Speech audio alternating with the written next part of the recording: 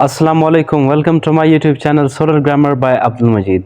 आज की जो वीडियो है वो है पार्ट 20 और वोकैबुलरी के हवाले से। ये वो तमाम वर्ड्स हैं जो डिफरेंट कम्पिटिटिव एग्जाम्स में और डिफरेंट जो दूसरे एग्जाम्स हैं उनमें ये वाले अल्फाज आ चुके हैं। इट मीन्स कि ये बहुत ही इम्पोर्टेंट अल्फाज हैं। अगर आप किसी भी जो कम्पिटिटिव एग्ज़ाम्स है या कोई भी दूसरे एग्ज़ाम्स है, अगर आप उनके लिए आप तैयारी कर रहे हैं उन एग्ज़ाम्स के लिए, तो आई रिक्वेस्ट यू कि please note down all these words. और इसके अलावा इसको आप गौर से सुने इस वीडियो को आखिर तक, क्योंकि मैं ऐसे ऐसे ट्रिक्स बता रहा होता हूँ, पार्ट्स ऑफ स्पीच भी बता रहा होता हूँ उनको, उनके सिनोनिम्स भी बता रहा होता हूँ और उनको सेंटेंस में भी यूज़ कर रहा होता हूँ। अगर आप ये वीडियो बड़ी गौर से आप देख रहे होते हैं तब जाके ये अल्फाज आपके माइंड में विदाउट नोटिंग डाउन आप जो है ये वाले अल्फाज आपके माइंड में बैठ जाते हैं। तो आज के पार्ट 20 का जो पहला लफ्ज है वो है नेव। नेव जो है ये आज के पार्ट 20 का पहला लफ्ज है और इसका जो उर्दू मीनिंग्स बताऊं तो उर्दू मीनिंग इसका बन रहा है सीधा सादा या भोला भाला। सीधा सादा या भोला भाला। अब इसके पार्ट्स ऑफ स्पीच के हवाले से देखें तो ये क्या है, एडजेक्टिव है। एडजेक्टिव मैं अपने पहले वीडियोस में भी कहता रहता हूँ, वो लफ्ज जो आपको नाउन या प्रोनाउन के बारे में आपको इंफॉर्मेशन दे वो क्या होता है, एडजेक्टिव होता है। अब नेव का क्या मतलब है, सीधा सादा भोला भाला। कोई भी आदमी जो है सीधा सादा हो सकता है, भोला भाला हो सकता है। तो आपको उस आदमी के बारे में क्या इंफॉर्मेशन मिली कि वो भोला भाला है, सीधा सादा है, इसलिए ये एडजेक्टिव है।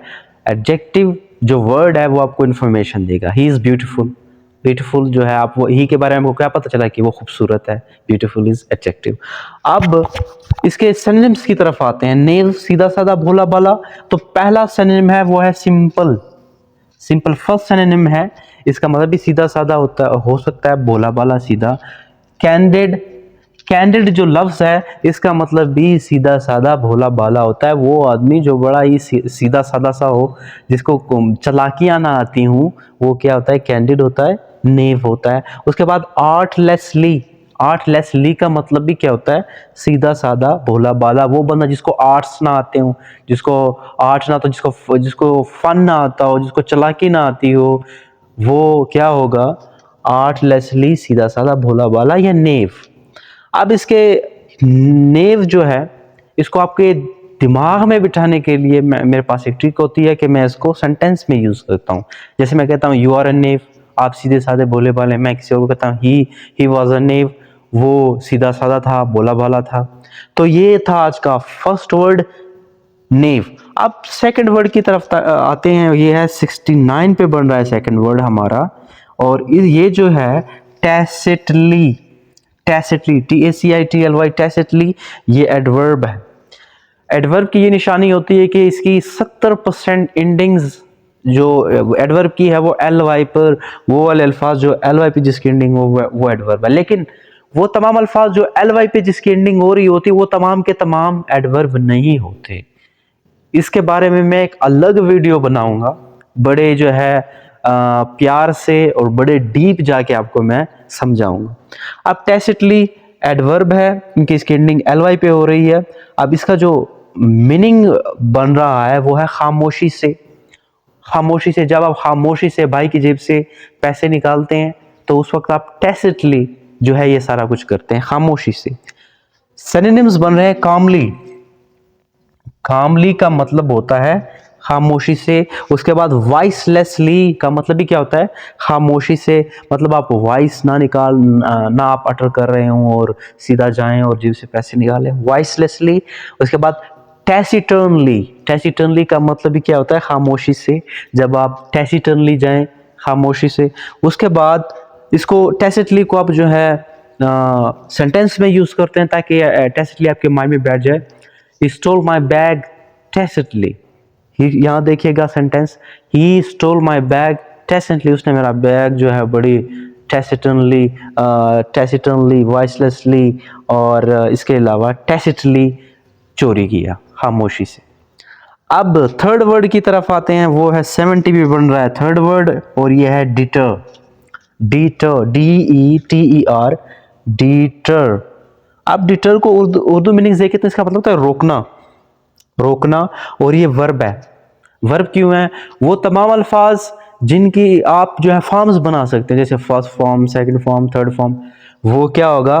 वर्ब होगा। डिटर वर्ब है, इसका मतलब होता है रोकना। मतलब आप जो है ना कॉन्टिन्यूसली जा रहे हैं, कॉन्टिन्यूसली अपने डेवलपमेंट की तरफ, और कोई भी कंडीशंस, फाइनेंशियल कंडीशंस, वो आपको क्या कर देती है? डिटर कर देती है, रोक देती है। डिटर करप्शन, जैसे मैं कहता हूँ कि corruption will deter the development of Pakistan, ऐसे रोकना। डिटर रोकना। सिनोनिम इसके बन रहे हैं हाइंडर। हाइंडर जो है ये डिटर का सिनोनिम है। हाइंडर का मतलब भी क्या होता है? रोकना। Hamper, this will hamper the development of Pakistan, this will hinder the development of Pakistan, this will impede the development of Pakistan. ये पाकिस्तान की तरक्की को रोकेगा, ये पाकिस्तान की तरक्की को रोकेगा। ये सब इसके क्या मतलब बन रहे हैं? रोकना। आप इसको डिटर को सेंटेंस में यूज करते हैं ताकि ये डिटर आपके दिमाग में बैठ जाए।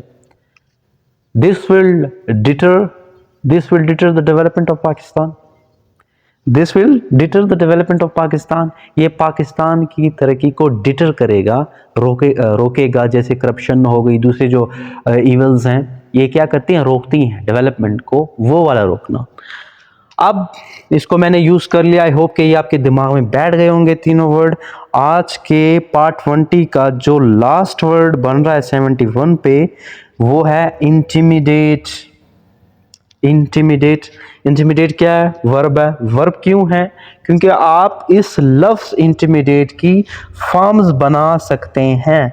फर्स्ट खुद है, सेकंड, थर्ड। इंटिमिडेटेड, और ये डिटर्ड। ठीक है। अब इसका उर्दू मीनिंग बनेगा डराना, धमकाना। डराना या धमकाना। आपके वालिद आपको डराते धमकाते हैं, या कोई और फोर्स आपको डराए धमकाए, वो क्या होता है? इंटिमिडेट। ही इंटिमिडेट्स मी, वो मुझे धमकाता है, वो मुझे डराता है, वो वाला धमकाना। अब सिनोनिम क्या है इसके? थ्रेटन। कोई भी आपको थ्रेट करता है, थ्रेट से थ्रेटन क्या है? डराना या धमकाना। उसके बाद ब्रोबीट जो है वो भी डराने और धमकाने के सेंस में आता है। ही ब्रोबीट्स मी, वो मुझे धमकाता है, वो मुझे डराता है। ही डाउंट्स मी, वो मुझे डराता है, वो मुझे धमकाता है। ही बलडोजेस मी, वो मुझे डराता है, धमकाता है। बलडोज का मतलब भी क्या होता है? डराना धमकाना। डाउंट, डराना धमकाना, DAUNT, डाउंट। अब इसको क्या करते हैं? सेंटेंस में यूज करते हैं ताकि ये दिमाग में बैठ जाए आपके। ही इंटिमिडेट्स मी, वो मुझे डराता है, धमकाता है। तो ये थे आज के पार्ट 20 के अल्फाज, जो कि बहुत ही इंपॉर्टेंट अल्फाज थे। और एक ट्रिक ये होती है, जो भी लफ्ज़ अगर आपने दिमाग में बिठाना है, ऐसा नहीं कि आप जो है वर्ड्स लिख रहे हैं और डायरी में और उसको यूज़ नहीं कर रहे, उसको लिफ्ट नहीं करवा रहे। ऐसे जो जितने मर्जी आप अल्फाज लिखें, आपके दिमाग में नहीं बैठेंगे। लेकिन एक ट्रिक है कि आप उस लफ्ज़ को देखा करें दिन में 1-2 मरतबा, और याद भी नहीं, बस देखा करें, और फिर उस वर्ड को अपनी डेली लाइफ में यूज़ किया करें। वो सेंटेंसेस में, वर्डिंग में, जो आप दोस्तों के साथ बैठे हों उस वक्त आप यूज़ किया करें अपनी कन्वर्सेशंस में। और उसके बाद ये जो वीडियो है, मेरी वीडियो, अगर आप इसको गौर से सुने, गौर से नोट डाउन करें, पार्ट्स ऑफ स्पीच भी मैं बता रहा होता हूँ, सिनोनिम्स भी बता रहा होता हूँ, उनके सेंटेंसेस भी बता रहा होता हूँ। अगर आप इसको भी गौर से सुने 2-3 मरतबा आखिर तक, तो आपके माइंड में ये सारे अल्फाज आराम से बैठ जाएंगे। अब एक वीडियो है, उसमें मैं तकरीबन 12 से 13 अल्फाज याद करवा रहा होता हूँ, बता रहा होता हूँ। ये देखें, ये 4 वर्ड्स है, आगे इसके सिनोनिम्स, ये बाकी अल्फाज, तो तकरीबन 15 तक तो अल्फाज चले जाते हैं। तो आई रिक्वेस्ट यू कि प्लीज़, अगर आपने दिमाग में बिठाना है तो आप इस वीडियो को आखिर तक देखा करें।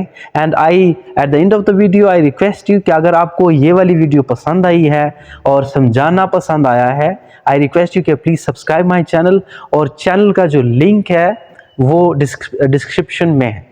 And thank you. अल्लाह हाफिज़। Be happy always.